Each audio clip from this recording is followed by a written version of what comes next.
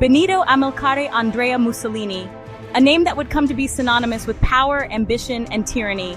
The name itself would come to evoke fear and awe, a symbol of both charisma and cruelty.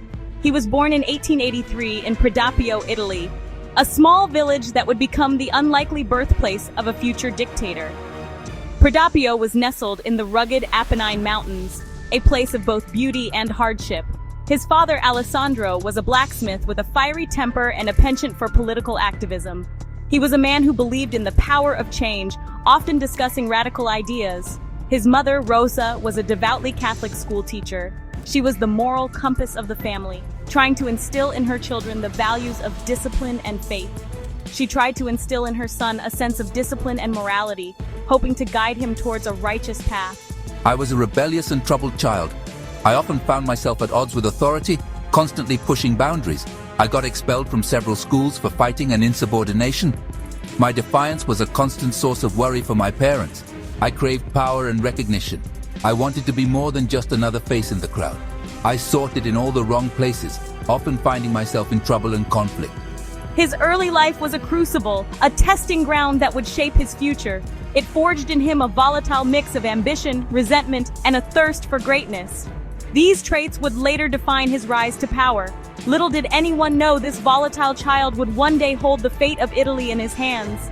His journey from a troubled youth to a powerful leader was just beginning. He would transform from a socialist firebrand into the architect of fascism, a political ideology that would leave an indelible mark on history. Mussolini's story is a cautionary tale, a reminder of how ambition unchecked by morality can lead to devastating consequences. It reminds us that even the smallest spark can ignite a firestorm that engulfs the world, changing the course of history forever.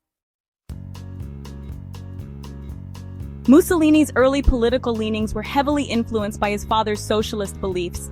He devoured the works of Karl Marx and Friedrich Engels. He embraced their critiques of capitalism and social inequality. I railed against the injustices faced by the working class. In my youth, I saw socialism as the path to a more just and equitable society. I wrote fiery articles for socialist newspapers, denouncing the exploitation of the poor and advocating for radical social change. His words resonated with those who felt left behind by the established order. They flocked to his banner, inspired by his charisma and his promises of a better future. Mussolini's socialist ideals, however, would soon be tested. The struggle of the working class is the struggle of humanity itself. The outbreak of World War I in 1914 proved to be a turning point in Mussolini's life. The war, which engulfed Europe in unprecedented violence and chaos, also marked the beginning of a new era in global politics. For Mussolini, it was a moment of profound personal and ideological transformation. He broke with the Socialist Party over its pacifist stance. The party's refusal to support the war effort clashed with Mussolini's growing belief that conflict could be a catalyst for national renewal and strength. I believed that Italy should join the war on the side of the Allies. I saw the war not just as a struggle between nations, but as a chance for Italy to prove its mettle and secure its place among the great powers of Europe. I saw it as an opportunity for Italy to assert its national strength and expand its territory. The war, in my view, was a necessary step for Italy to achieve its rightful status and fulfill its historical destiny. This decision would have profound consequences. Mussolini's support for the war alienated him from his former comrades in the Socialist Party, but it also opened new doors for his political ambitions. It led to his expulsion from the Socialist Party and his embrace of a new, more radical ideology, fascism. This new ideology promised to restore Italy's greatness through a combination of authoritarian rule, aggressive nationalism, and social unity. The horrors of the trenches, the disillusionment with traditional ideologies, and the economic turmoil that followed the war created fertile ground for Mussolini's message of national rejuvenation and authoritarian rule. The war had shattered old certainties and left many Italians yearning for a new direction. I promised to restore order, revive the economy, and bring stability to a nation in chaos. My vision was clear, a strong, unified Italy that could stand proud on the world stage and restore Italy to its former glory. I vowed to lead the country out of its post-war malaise and into a new era of prosperity and power. This message resonated with a nation wounded by war. The Italian people, weary from years of conflict and economic hardship, were eager for a leader who could offer them hope and direction, and searching for a strong leader. Mussolini's promises of revival and strength struck a chord with many, setting the stage for his rise to power and the birth of fascism in Italy. In 1922, Mussolini and his paramilitary force, the Blackshirts, staged a coup d'état that would forever alter the course of Italian history. Thousands of Blackshirts, dressed in their distinctive black uniforms, marched on Rome. They demanded the resignation of the weak and ineffective government. Fear gripped the capital as the Blackshirts, fueled by nationalist fervor and Mussolini's fiery rhetoric, threatened to seize power by force. King Victor Emmanuel III, fearing a civil war, capitulated to Mussolini's demands. He appointed Mussolini as prime minister, handing him the reins of power and paving the way for the establishment of a fascist dictatorship in Italy. Once in power, Mussolini moved swiftly to consolidate his control over every aspect of Italian society. He outlawed all other political parties. He crushed dissent with his secret police, the Oviara. He censored the press, imprisoned his opponents, and imposed a totalitarian regime that brooked no opposition. Mussolini's propaganda machine went into overdrive. It glorified him as Il Duce, the leader, a charismatic and infallible savior who would restore Italy to its former greatness. He embarked on an ambitious program of public works, modernizing infrastructure and promoting Italian industry. He sought to project an image of strength and vitality, both domestically and on the international stage. As Europe descended into the abyss of World War II, Mussolini saw an opportunity to realize his expansionist ambitions. He forged an alliance with Adolf Hitler, a fellow dictator who shared his disdain for democracy and his thirst for power. The Pact of Steel, signed in 1939, formalized the Axis alliance between Italy and Germany, binding the two nations together in a pact that would have devastating consequences for the world.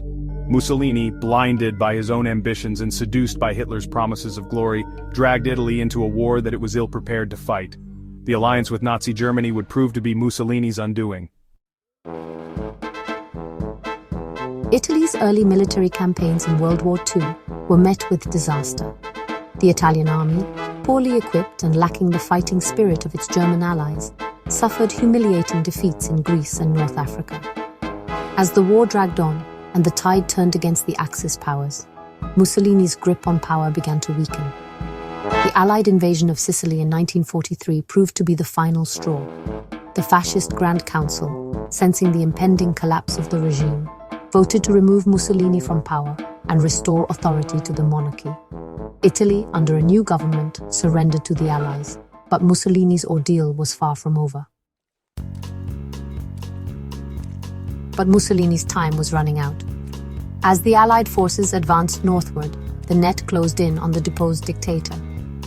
In April 1945, Mussolini and his mistress, Claretta Petacci, were captured by Italian partisans while attempting to flee to Switzerland. They were summarily executed. Their bodies were taken to Milan and hung upside down in a public square. It was a gruesome end for the man who had once held the fate of Italy in his hands.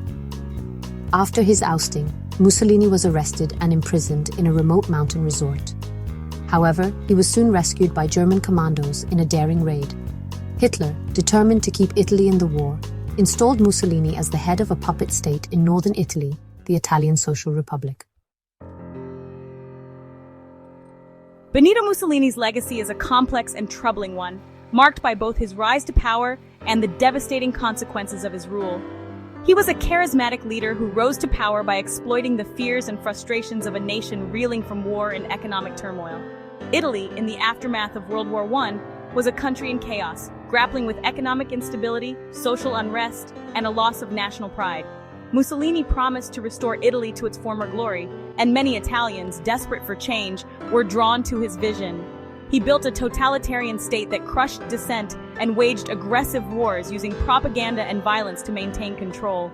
His alliance with Adolf Hitler plunged the world into darkness, leaving behind a trail of destruction and despair. The partnership between Mussolini and Hitler was one of mutual benefit, but it ultimately led to catastrophic consequences for Europe and the world. Mussolini's life and death serve as a cautionary tale about the dangers of unchecked ambition, the seductive allure of authoritarianism, and the fragility of democracy. His brutal end, executed by his own people, underscores the ultimate rejection of his tyrannical rule. His story is a stark reminder that the price of freedom is eternal vigilance. The liberation of Italy and the subsequent rebuilding of the nation highlight the resilience of the human spirit in the enduring quest for democracy. We must never forget the lessons of the past, lest we be doomed to repeat them. The sacrifices made during those dark times should serve as a perpetual reminder of the value of peace and the cost of war. Yes, his story is a stark reminder that the price of freedom is eternal vigilance. The echoes of Mussolini's regime still resonate today, reminding us of the importance of safeguarding our democratic institutions. We must never forget the lessons of the past, lest we be doomed to repeat them. The horrors of war and the resilience of those who survived should inspire us to strive for a better, more just world.